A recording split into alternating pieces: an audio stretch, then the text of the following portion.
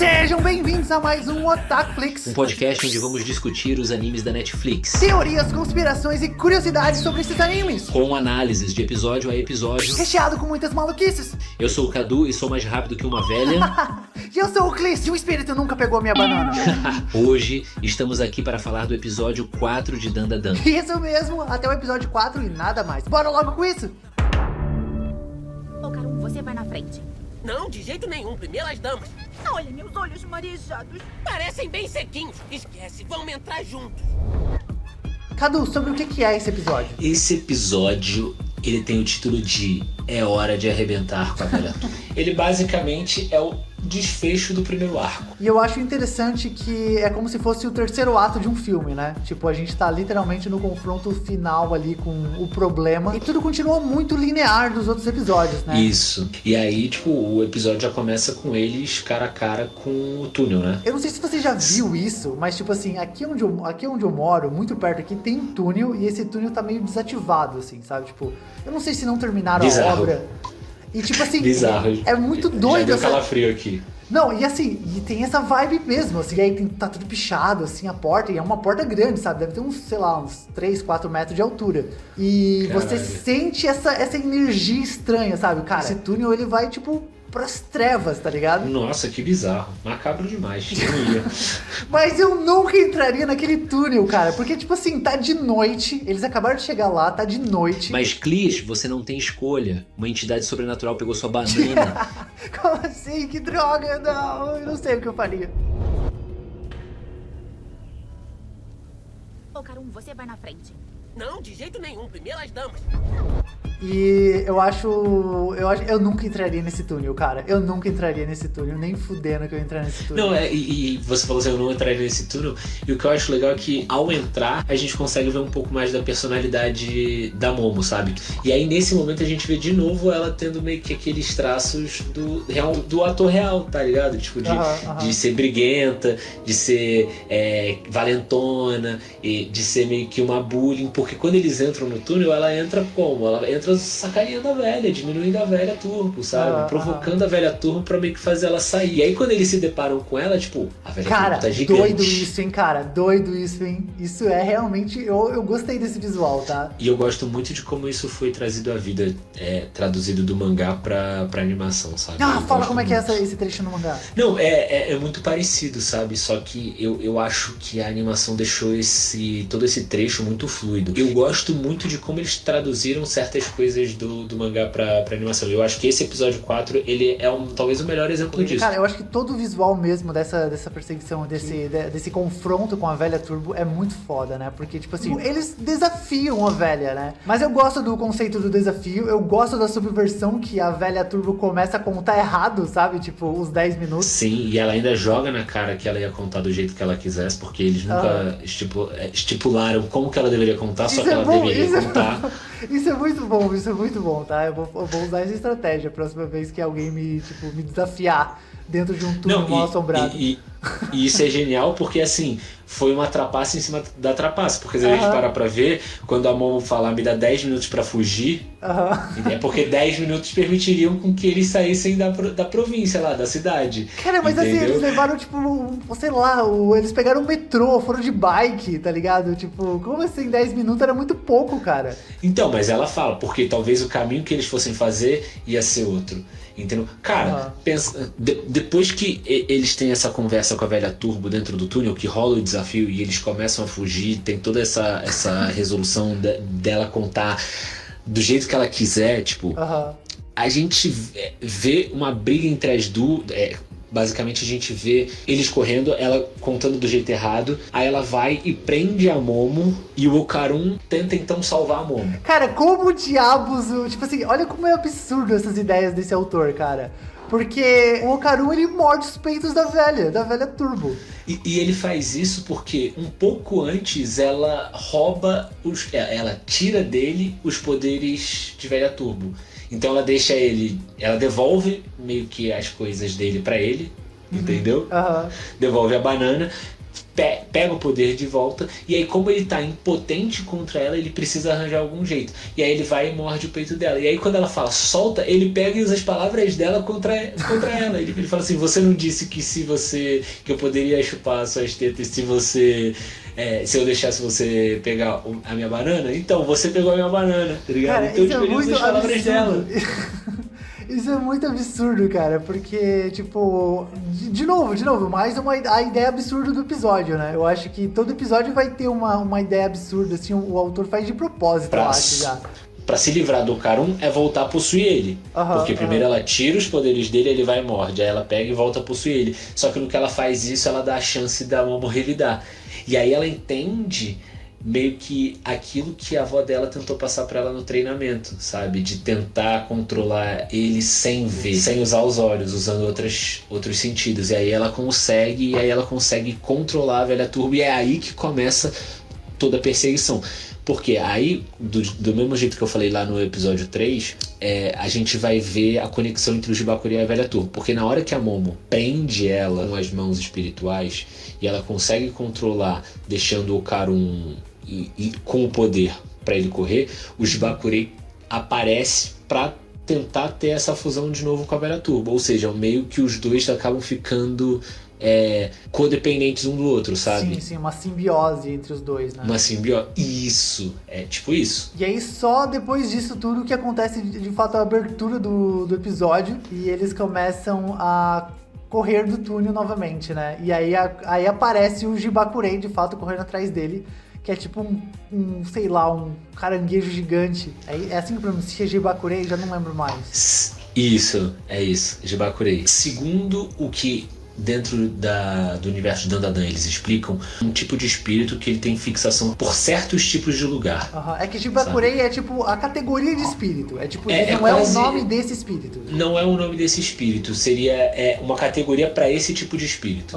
Entendeu? E aí tem toda essa perseguição na cidade com esse caranguejo. E eu gosto de como a ação é explorada aqui, sabe? Do tipo assim, ele coloca a Momo nas costas e sai correndo com ela, sabe? Tipo, e é sempre divertido ver esse tipo de coisa nos animes.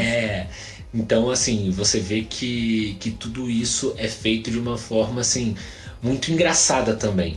E isso que eu acho muito bom de Dandadan, eles sempre mostram até mesmo a parte da ação com um toque de humor. Porque na hora que ele vai começar a correr, ele meio que pega e fala, depressou, sabe? Ele zoa, tipo, ele traz essa coisa da personalidade dele meio pra baixo, meio autodestrutiva, sabe? Meio autodepreciativa. Ele traz isso à tona e ele usa isso como humor, sabe? Tipo, ele usa isso de uma forma engraçada pra, tipo, quebrar as expectativas de todo mundo. Tanto da Momo, que tá lá dentro, quanto da gente que tá do lado de fora assistindo. Ô, Karun, você tá bem? Que desânimo, eu não morri. Foi mal, mas você me salvou.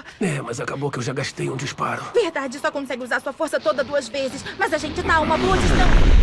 Ele tá aqui! Eu acho muito legal a forma como a Momo descobre como que eles podem destruir o caranguejo, porque eles estão fugindo do caranguejo e o caranguejo consegue manter a mesma velocidade que eles, e aí ela chega numa casa de sauna, sabe? Sim. E usa isso a água quente pra meio que cozinhar o caranguejo. Cara, mas ele é um espírito! Mas ele é um espírito, Cadu! Como isso funciona? Sabe? Porque tecnicamente ele não é físico, porque em algum momento eles falam assim, tipo, mano, mas tem um caranguejo correndo aqui pela cidade, ninguém tá vendo isso? E aí, tipo, dá a entender que ninguém mais enxerga aquele espírito, né? Tipo assim, ele não é físico. Mas eu acho isso legal, por quê? Porque, assim, de novo, é um padrão que a gente vê dentro da série, entendeu? A série te apresenta um elemento do seu mundo como um espírito. E aí a gente teve o lutador sumô, e qual foi a resolução? Fazer ele tocar com a mão no chão, por quê? Porque no sumô você não pode tocar a mão no chão. Sim, e aí o sumô vai e quebra essa regra. Já nesse caso, como é que você para um caranguejo? O caranguejo, quando ele entra em contato com a água quente, ele fica fibroso e aí os músculos param de funcionar direito. Tem tipo rostos no casco do caranguejo, Cadu. Como é que isso faz sentido lógico? Num momento isso funcionou, cara. Por um momento ele foi cozido. Ele parou de andar. Só que aí depois ele pegou, voltou a funcionar e aí eles tiveram que correr de novo. Tá ligado? E eu acho que é isso a experiência expectativa que ele vai quebrando o tempo inteiro pra deixar você sempre, sabe, na ponta da cadeira, rindo, mas ao mesmo tempo ansioso com como que eles vão fugir, porque você sabe que eles vão conseguir fugir do caranguejo, sabe? Aí eles encontram lá a multidão de espíritos que fugiu, cara, essa né? parte eu não entendi. Essa parte eu não entendi. Eu assisti 2 vezes o episódio e essa parte continua sendo meio... O que é essa multidão correndo atrás deles? Do que eu entendi do episódio, é na fronteira entre as duas cidades, entre os dois territórios. O espírito estava percebendo que eles estavam saindo da cidade, né? Sim, eles estavam fugindo. Na verdade, eles estavam conseguindo escapar do Jibakurei. E a velha turba estava sendo meio que uma refém da Momo, porque a Momo estava segurando ela. Só que o que acontece? Eles explicam que na fronteira entre os dois territórios tem um grande cemitério e que os espíritos desse cemitério, entendeu? E ajudavam, tinham contato com esse, ou seja, quase como se houvesse uma comunicação entre os espíritos do território, sabe? Meio que o Jibakurei, ele era tipo um espírito tão poderoso naquele território, mas que poderiam ter outros grandes espíritos como aquele Jibakurei. Mas ele seria um grande espírito ali que tá, e esses outros pequenos espíritos estão abaixo dele, né? É quase como se aquele espírito fosse tão forte que ele conseguisse meio que atrair outros espíritos. Eu acho que deu, pelo menos a explicação da velha turbo pra mim, deu a entender isso, sabe? Eles continuam essa perseguição. A Momo pula em cima desse trem, né? Tipo, e ela consegue sair dali rapidamente porque eles ficaram cercados por essa multidão de espíritos que apareceram. E é nesse momento que a gente vê a Seiko, porque eles chegam nesse momento. E aí o que acontece é que eles não explicam pra gente o plano que eles vão fazer, eles deixam como uma surpresa. Mas a Momo, o Okarun e a Seiko, eles planejam fazer o quê? Eles vão até o lugar onde ela tá, eles vão atrair ela pra algum lugar e eles vão fugir usando a linha do trem, entendeu? Eles já estavam pensando em fazer isso. Isso já era um plano. Tanto que você vê a Seiko toda preparada com quase como um totem, né? O portal lá cheio de talismãs. Você tem os pregos que criam a barreira, e aí o talismã e o prego juntos é para meio que transformar aquele território ali numa barreira e fazer os espíritos que entrarem ali queimar. Por isso que quando eles entram, o Jibakurei e a velha turbo queimam. E aí eu até anotei isso porque assim, os espíritos eles explodem, né, quando eles passam nessa barreira. Nesse talismã. Mas ao mesmo tempo que eles explodem, você vê tipo que você tem um contraste entre essa explosão dos espíritos e os espíritos das jovens sendo liberados. Sim, tipo, o trem passa e todo mundo explode, né? É muito maluco. Então, o trem passa e todo mundo explode. E aí, de repente, no mesmo tempo que você tem essa explosão, logo depois você tem a liberação das almas das jovens, sabe? Porque aí elas podem finalmente passar. Exato. E tipo, é um contraste muito bonito, porque é delicado a forma como, tipo, elas, sabe, vão fazer essa passagem, entendeu? Mas você também consegue ver um pouco do peso que esse espírito, esse Jibakurei, ele carregava, ele representava, sabe? Tipo, ele tinha uma simbologia de algo doloroso, sabe? De algo triste, entendeu? Sim. E a Seiko até explica isso dentro da mitologia de Dandadan. E aí ela fala que nós que somos médiums já vínhamos perseguindo a velha turba há um bom tempo, pra falar a verdade. E ela sempre aparecia em algum lugar onde tinha algum espírito de garota que sofreu uma morte injusta e horrível. E talvez ela fosse até essas garotas que não conseguiam fazer a passagem para poder consolá-las. Só que os mortos não podem sair atacando os vivos, é proibido. Então precisamos enviá-los para o outro mundo à força. O mesmo vale para os vivos. Nós não podemos fazer nada também que desrespeite os mortos. Qualquer invasão desrespeitosa ao território dos espíritos gera uma reação assassina. Essa é a regra. Para que tanto os vivos quanto os mortos possam coexistir em perfeita harmonia.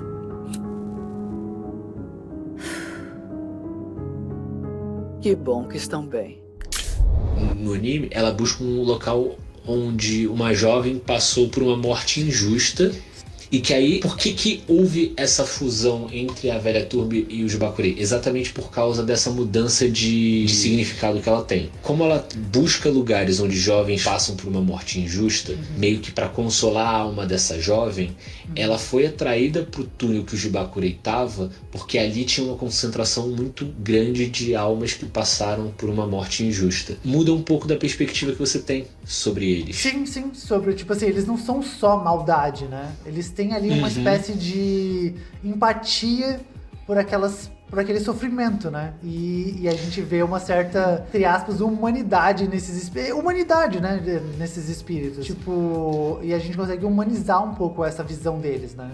Eu acho isso bem feito. Eu gosto, assim, se eu tivesse que fazer dar uma justificativa, é quase a explicação que você tem pro Thanos, sabe?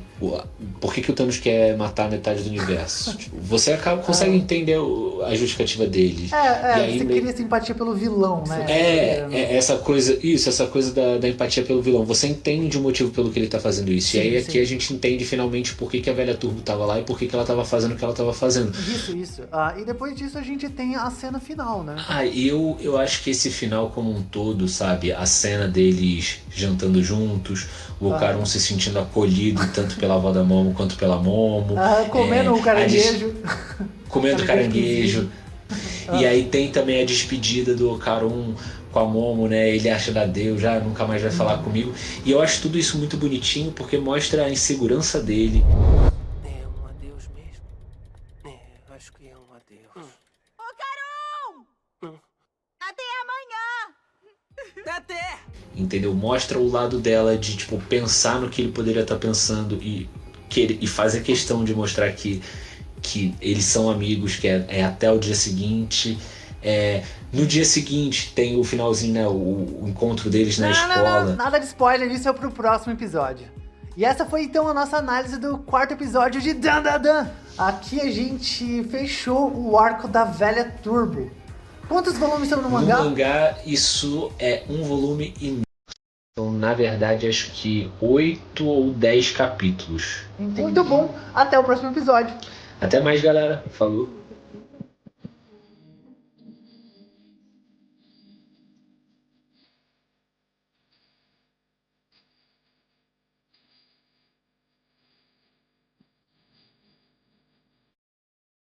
Do que eu vejo no anime. Só que essa cena do beijo